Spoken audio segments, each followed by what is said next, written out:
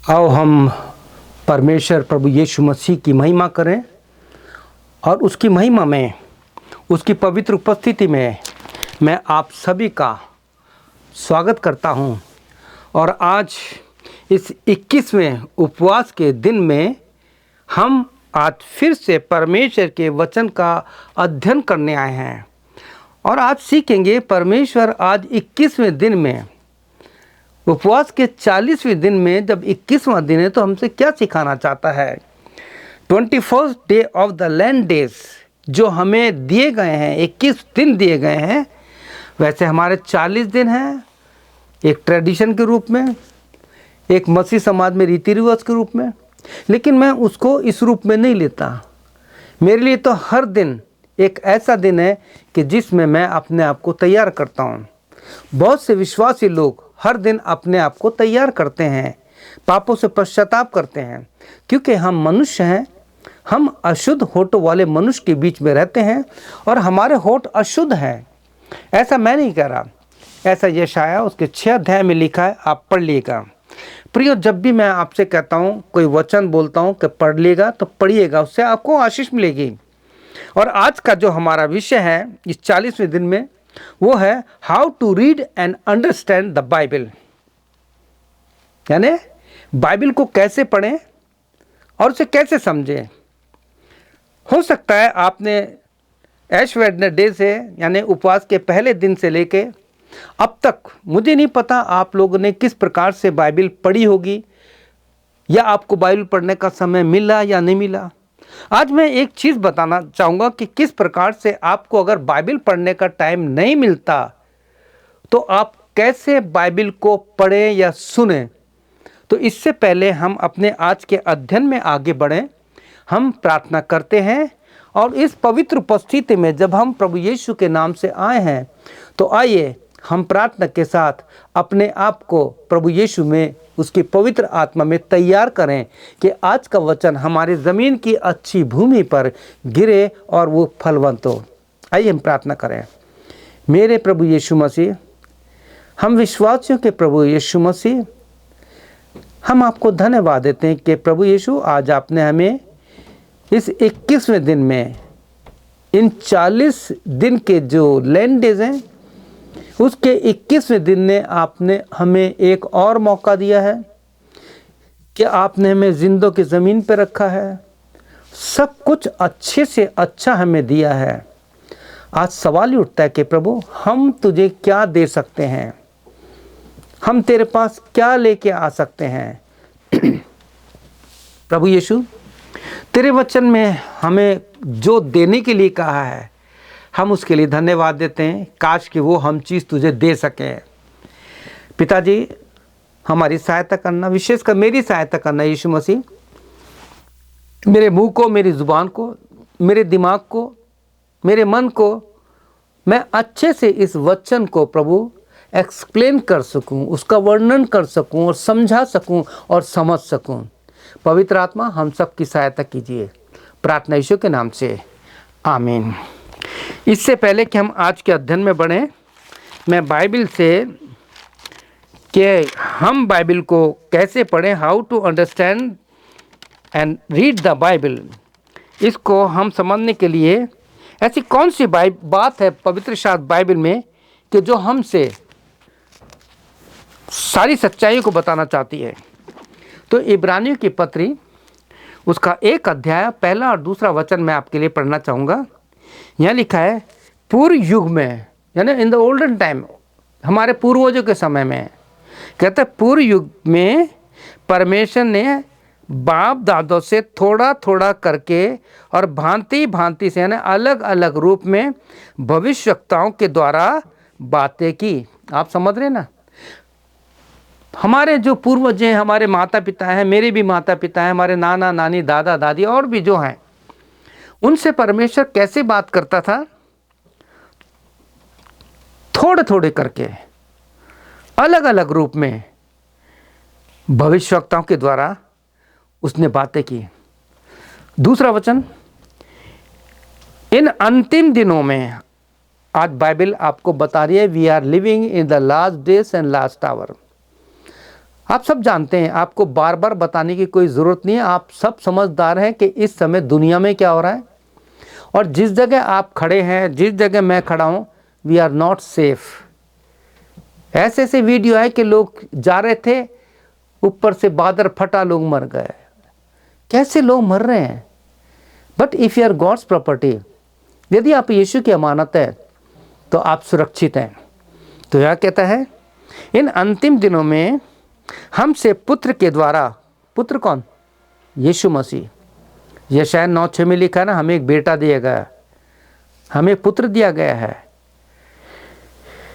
पुत्र के द्वारा बातें की, जिसे उसने सारी वस्तुओं का वारिस ठहराया, और उसी के द्वारा उसने सारी सृष्टि की रचना की है। ये आप देख लीजिए, जो कुछ भी हमने देखने में आता है, प्रभु यीशु मसीह आदि से है। जो कुछ देखते हैं सब प्रभु यीशु के द्वारा हुआ है। आज प्रभु यीशु आपसे इस वचन के द्वारा बात करता है। प्रभु यीशु वचन है, मैं हज़ारों बार बता चुका हूँ जब से मैंने मिनिस्ट्री शुरू की है। यीशु मसीह वचन है। आप भी बोलते ही यूहन्ना 1:1 में लिखा है, आदि में वचन था, वचन परमेश्वर के साथ था, वही वचन परमेश्वर था। और प्रकाशित वाक्य 19:13 में लिखा है, उस यीशु का नाम परमेश्वर का वचन है।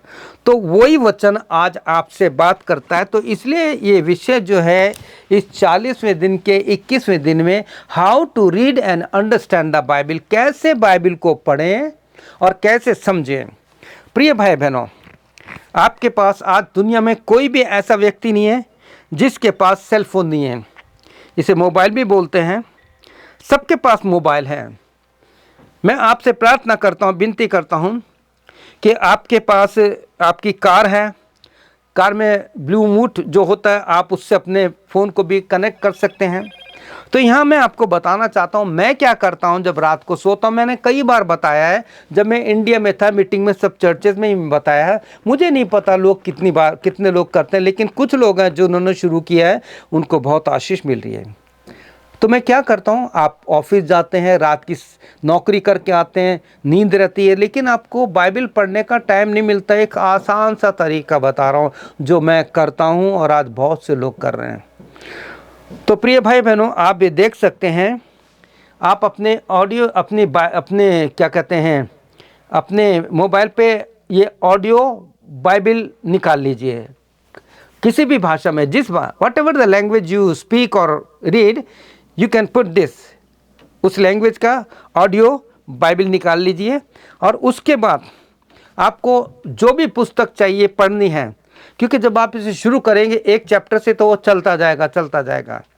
आपके पास हेडफोन लगा रखा है, जब आपको नींद आए तो आपके हेडफोन का जो स्विच है उसको दबा के बंद कर दीजिए, और परमेश्वर के वचन को अपने दिमाग में लेके सोएंगे तो आपकी थकान भी उतर जाएगी और परमेश्वर आपके साथ बात करेगा।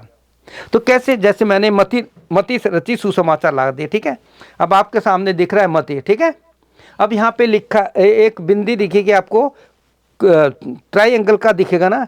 अब उसको मैंने यहाँ पे टच कर दिया, तो जब टच कर दिया तो शुरू हो गई मत्ती रचित सुसमाचार अध्याय 1। इब्राहिम की संतान, दाऊद की संतान, यीशु मसीह की आप समझ गए ना, मैंने बंद कर दिया, आप समझ गए। अब आपके पास कोई भाईना नहीं है, आप इस प्रकार से बाइबल को पढ़ समझ सकते हैं, सुन सकते हैं। और जो कुछ सुनेंगे, क्योंकि परमेश्वर के वचन में भी लिखा है ना, रोमियो 10:17 में, कि विश्वास सुनने से, सुनना मसीह के वचन से होता है। और जब आप सुनेंगे तो आपके साथ ये हो जाएगी, how to read and understand the Bible. आप अंडरस्टैंड करेंगे, बाइबल को समझेंगे। तो हमने इब्रानियों के पहले अध्याय के 1-2 चैप्टर पढ़े थे कि पूर्व युग में परमेश्वर हमारे बाप दादों से थोड़ा थोड़ा करके अलग अलग प्रकार से हमारे भविष्यवक्ताओं के द्वारा बात करता था, लेकिन इस अंतिम दिनों में परमेश्वर अपने पुत्र हमारे यीशु मसीह के द्वारा बात करता है, जो उसका वचन है।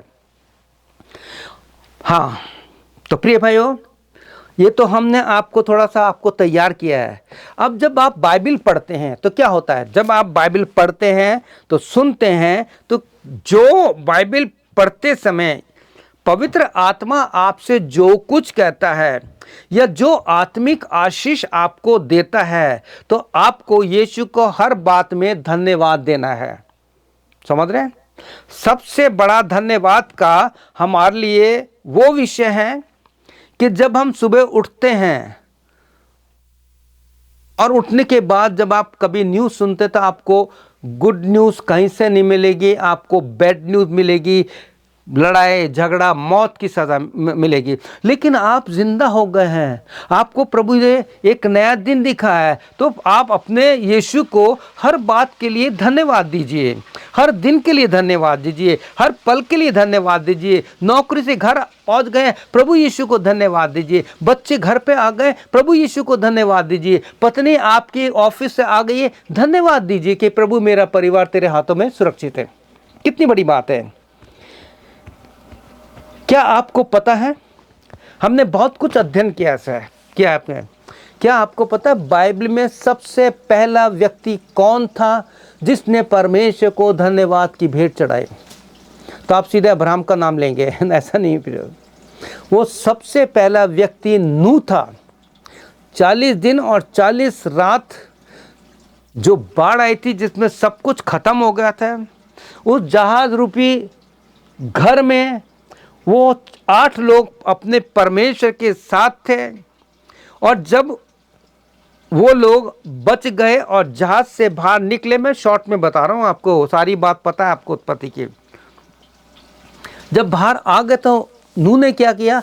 नूह ने सबसे पहले एक वेदी बनाई और उसने सबसे पहले जीवन रक्षक धन्यवाद परमेश्वर को भेंट चढ़ाई, लाइफ सेविंग थैंक्स गिविंग परमेश्वर को चढ़ाई। किस प्रकार से परमेश्वर ने उसको 40 दिन और 40 रात परिवार के साथ बचाया था।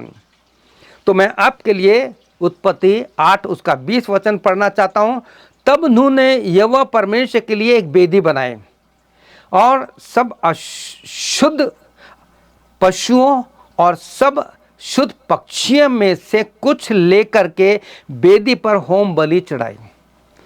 अब जब हम वेदी का नाम लेते हैं तो हमारे परिवार में तो वेदी नहीं है, लेकिन बहुत से लोग बनाते। लेकिन मैं तो जो सबसे बड़ी वेदी मानता हूँ, मेरा हार्ट, ये है वेदी जिसके लिए परमेश्वर का वचन बार बार मैं कहता हूँ। ले व्यवस्था की पुस्तक 6, 12, 13 में लेकर याद कर लीजिए, बार बार बोलता हूँ मैं आपको कि वेदी पर प्रार्थना की आग बराबर जलती रहे, कभी बुझ न, ये रेस्ट नहीं करता। आप गहरी नींद में होते हैं तब भी चलता है। तो क्यों ना हम इसके लिए धन्यवाद दें कि प्रभु मैं जीवित हूँ, इसलिए चल रहा है। आपने कैन के बारे में पढ़ा है, किस प्रकार से कैन ने जो परमेश्वर को भेंट चढ़ाई तो परमेश्वर को पसंद नहीं आई। अब वहाँ कैसी चीज़ थी, क्यों नहीं परमेश्वर ने प्रसन्न किया, ये मैं नहीं बताऊँगा, आप ढूंढिए, क्योंकि मेरा सब्जेक्ट अभी ये नहीं है। प्रेरितों के काम उसके 5 अध्याय में पढ़िए, वहाँ पे भी एक पति पत्नी है। हो सकता है आज बहुत से पति पत्नी ऐसे हैं जो परमेश्वर को सही रूप से भेंट नहीं चढ़ाते। वहाँ पे आप पढ़ेंगे, मैं नहीं बताऊंगा आज। आप प्रेरितों का 5 अध्याय पढ़िए और पढ़ने के बाद अपने आप को जांचिए, क्या मैं इस पति और पत्नी के तरह तो नहीं है, और उनका क्या हाल हुआ। कहीं ऐसा तो नहीं है कि हमारे जीवन में शांति नहीं है, अशांति से हमारा परिवार बसा पड़ा है। और आपके और हमारे पास एक ही प्रश्न है, हम प्रभु यीशु को क्या चढ़ा रहे हैं अपने जीवन के बारे में। जो प्रभु यीशु ने हमें जीवन दिया है, हर दिन दिया है, उसको यीशु को हम क्या दे रहे हैं। प्रभु यीशु और कुछ नहीं चाहता, थैंक्स गिविंग चाहता है। 2-4 वचन मेरे को और याद आ रहे हैं। आप जब परमेश्वर के वचन में पढ़ेंगे लूका 11:41, तो वहाँ पे परमेश्वर का वचन कहता है भीतर वाली वस्तु को दान कर दो तो तुम्हारे लिए सब शुद्ध हो जाएगा। और इसके साथ जब मरकुस 7 अध्याय पढ़ेंगे तो वहाँ पे बताना कि जो कुछ भीतर से निकलता है वही मनुष्य को अशुद्ध करता है। तो प्रिय भाई बहनों, आप मरकुस का 7 अध्याय पढ़िए और ढूंढिए कि कौन सी चीज़ है जो मनुष्य को अशुद्ध करती है, वो कौन कौन सी चीज़ है जो हमारे अंदर से निकलती है। मैं बता सकता हूँ, लेकिन आपको चैप्टर बना दिए क्योंकि मेरा विषय कुछ और है।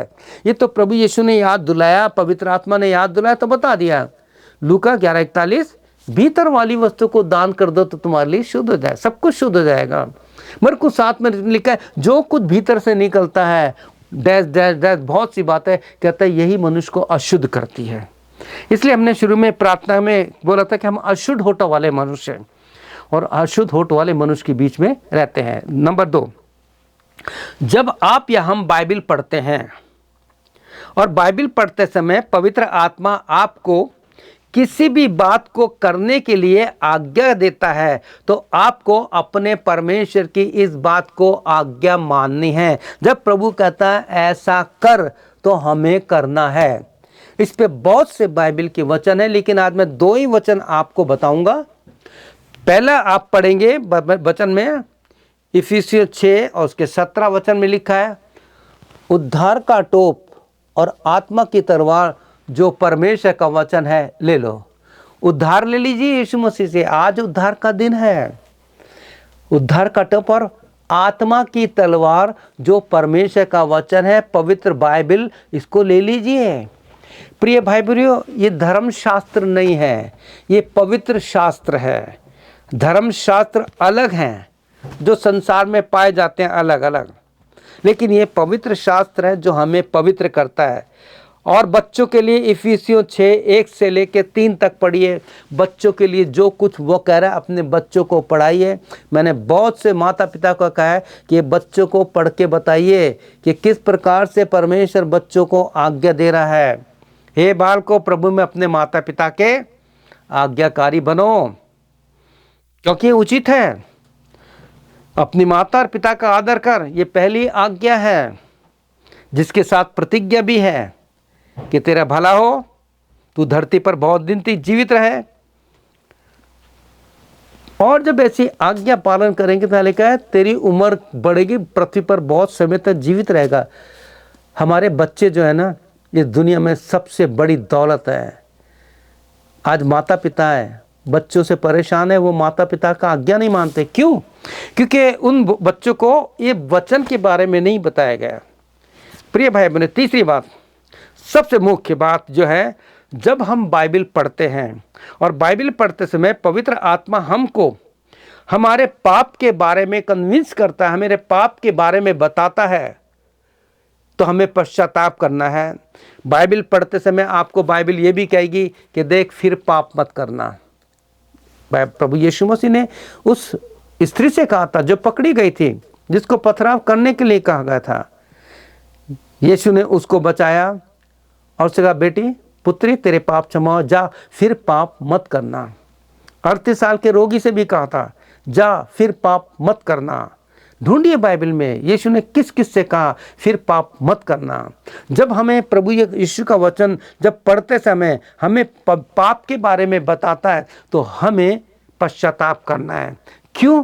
क्योंकि रोमियो 3:23 में लिखा है, इसलिए कि सबने पाप किया और परमेश्वर की महिमा से रहित हैं। और 6:23 में लिखा है, पाप की मजदूरी तो मृत्यु है, परंतु परमेश्वर का वरदान हमारे यीशु मसीह में अनंत जीवन है।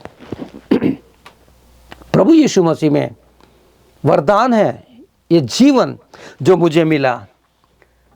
14 अप्रैल 1979 में जब मेरा जन्म हुआ, छोटा बालक था, शरीर में तो बड़ा, आत्मा में बालक था।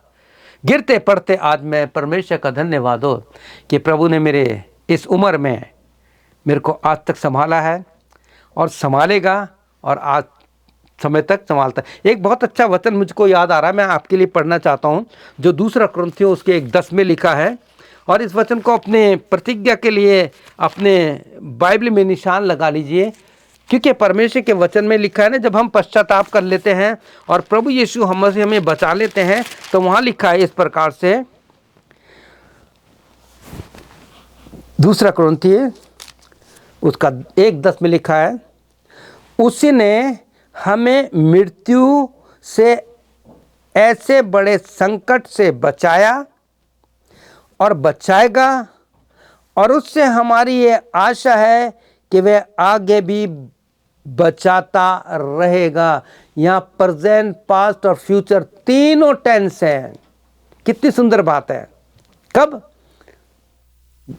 जब हम प्रभु यीशु मसीह के पास आके कहते हैं, प्रभु आज मेरे यीशु पापों को क्षमा कर दे, मैं प्रतिदिन क्षमा मांगता हूँ, प्रतिदिन क्षमा मांगता हूँ, हर बात के लिए, हर मोमेंट के लिए।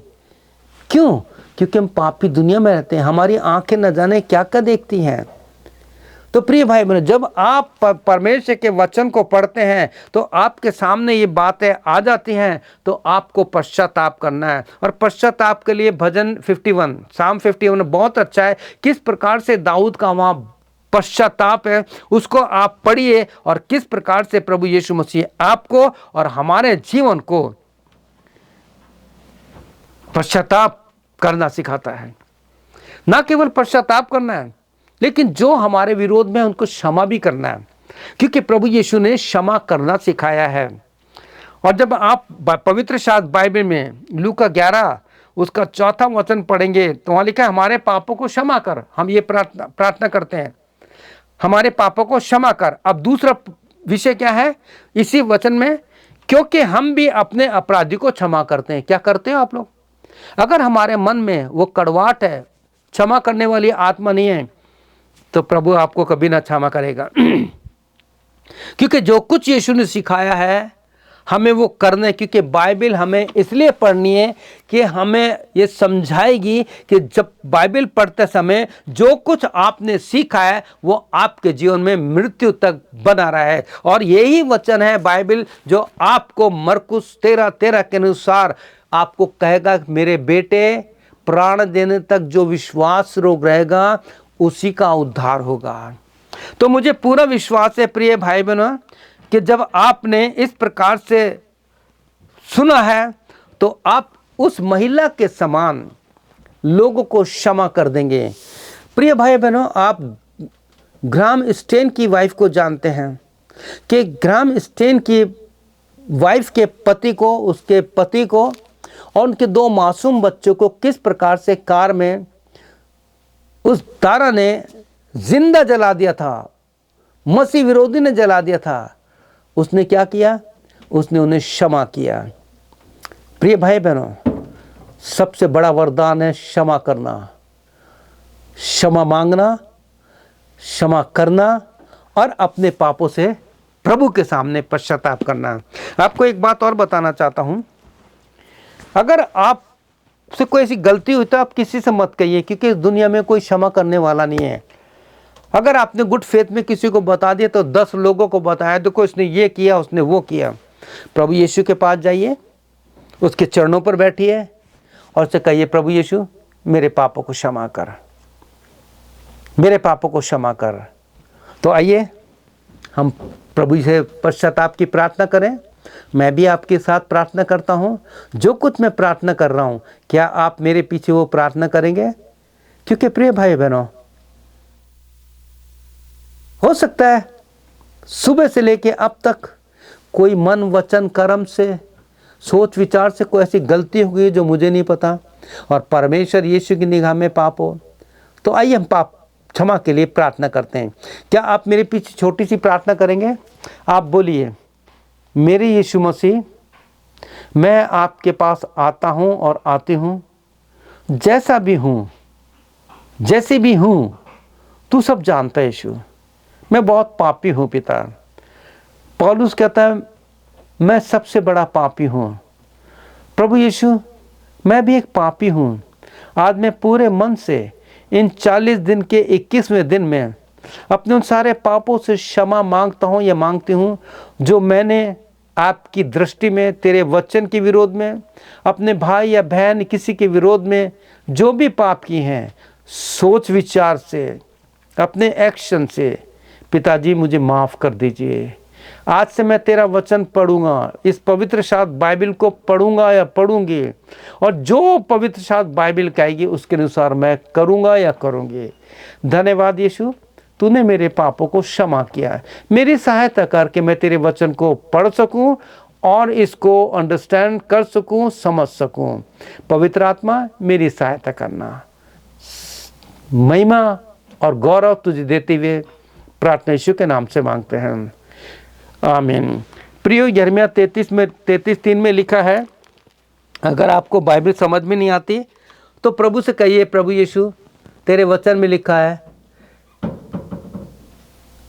मैं तुझे ऐसी गंभीर बातें बताऊंगा, मुझसे प्रार्थना कर तो मैं तेरी सुन करके तेरी बड़ी बड़ी गंभीर बातें बताऊंगा जिन्हें तू नहीं समझता, जिन्हें नहीं समझते। तो प्रभु यीशु मसीह के पास आइए, बाइबल पढ़ना या ऑडियो से सुनना शुरू कर दीजिए। प्रभु यीशु आपको बहुत आशीष दे, आपकी सहायता करें कि आपके द्वारा लोगों को नया जन्म मिले। आमीन। प्रभु यीशु की शांति आपके साथ रहे। आमीन और फिर आमीन। May God bless you.